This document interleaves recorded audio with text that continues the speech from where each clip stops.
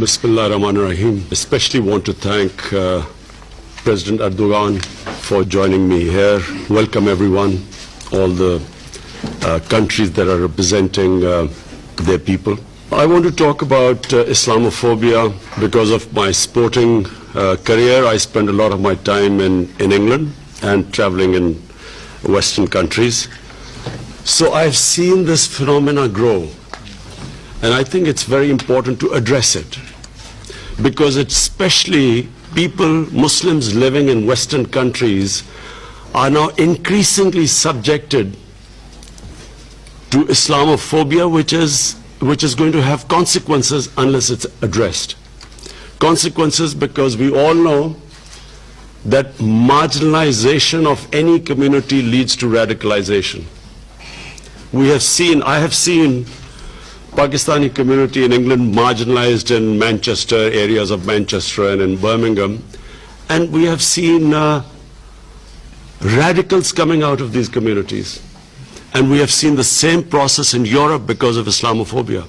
So I just want to take this opportunity to address this issue. The biggest damage done to Muslims is that after 9/11, terrorism was associated with Islam. So Islamic terrorism, Islamic radicals. And constantly these words were used by leaders of Western countries, explaining that, 9/11 terrorists and any acts of terror that took place after that.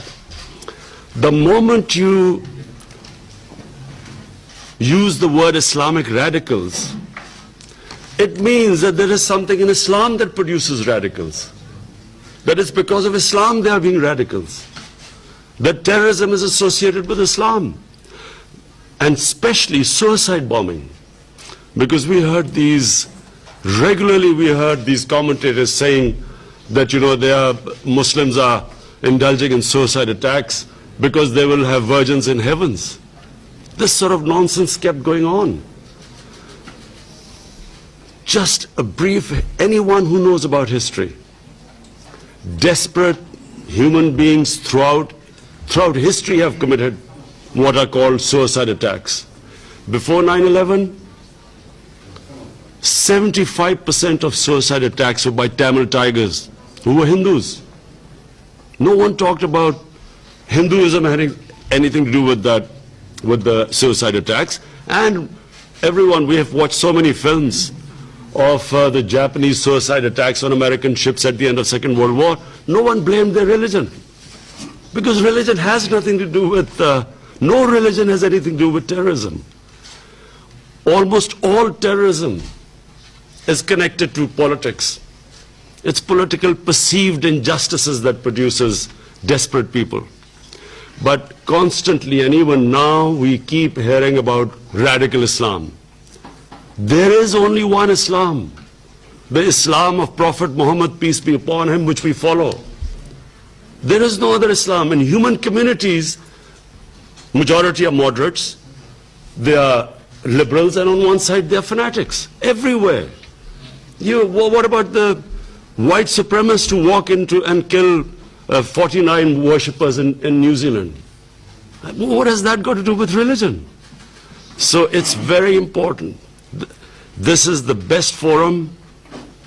We must talk about it. Muslims must talk about separating terrorism with Islam. Yes, Muslim societies have fanatics, same as Christian societies, same as Jewish societies.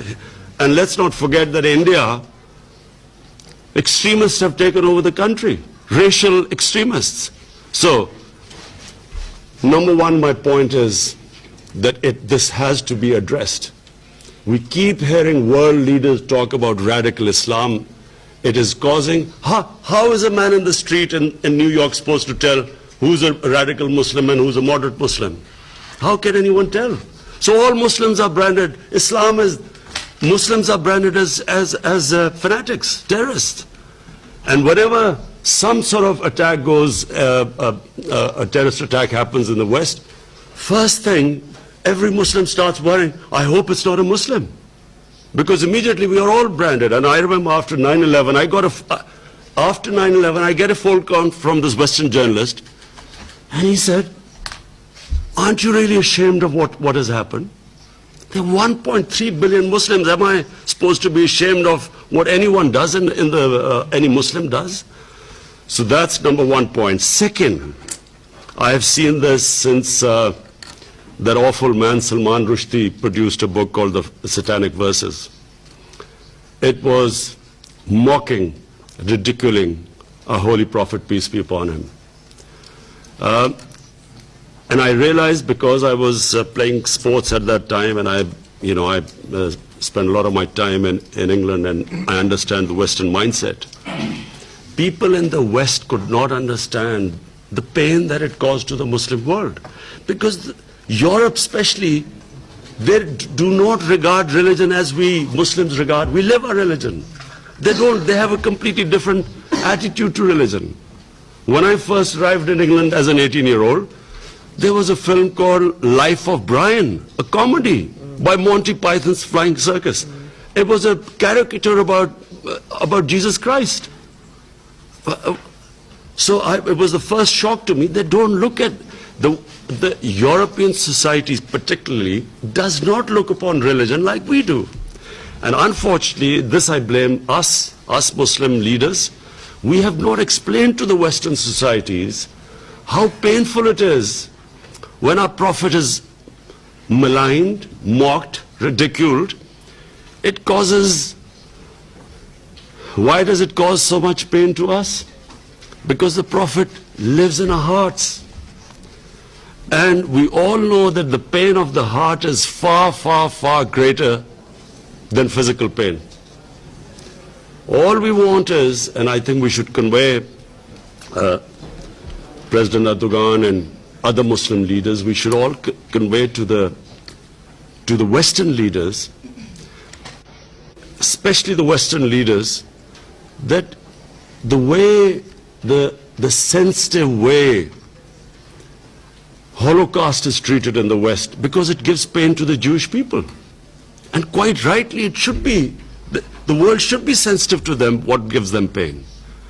Similarly, we want them to be as sensitive to the Muslims.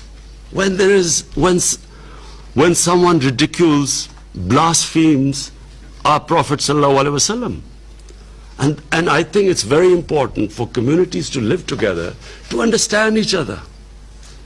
And therefore, these 2 points, in my opinion, have contributed more to Islamophobia than anything else. Because every 2 or 3 years, someone in the European or US cities, someone comes up with a caricature of a prophet, peace be upon him, or this is something which is derogatory. There's a reaction amongst the Muslims. And then everyone says, look what an intolerant religion it is. Immediately, the gulf between the communities widens, because they don't understand why it's causing us pain. We haven't explained to them, and yet there is a certain small section of society which knows that it's going to cause us pain, and they deliberately do it to make the fissures wider. So this is a great forum, the UN.